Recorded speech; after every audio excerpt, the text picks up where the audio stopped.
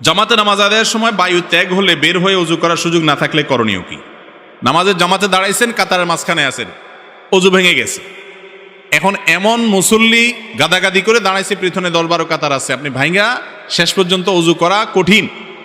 এরকম যদি হয় তাহলে অজু ভেঙে গেলে ওই অবস্থায় অপেক্ষা করবেন। বসা অবস্থায় অজু গেছে বসে থাকেন, দাঁড়ানো অবস্থায় দাঁড়ায় থাকেন, এরপরে যখন সুযোগ পাবেন বের হবেন। আর যদি একটু একটু করে আস্তে আস্তে কাতারের ফাঁকে বের হয়ে যেতে পারেন সেটা ভালো।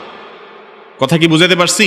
আমাদের দেশে মসজিদগুলোতে এই ব্যবস্থা রাখে না। আরব দেশগুলোতে বেশিরভাগ মসজিদের চারপাশে 2 ফিট 3 ফিট করে জায়গা খালি রাখে, যাতে করে কারোর অজু ছুটে গেলে সে সবাই সামনে দিয়ে, নামাজি ব্যক্তি জামাতের সাথে নামাজ পড়লে ইমাম সাহেবের সামনে সূত্রা থাকলে অন্য মুসল্লিদের সামনে অজু ভেঙে গেলে সামনে দিয়ে গেলে অসুবিধা হবে না। কিন্তু যদি 10 কাতারের সব মুসল্লির নামাজের মনোযোগ নষ্ট করেন আপনি, সেটা তো আরেক মুসিবত।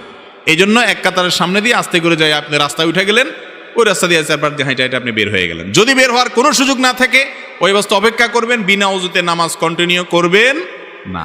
মুশকিল হলো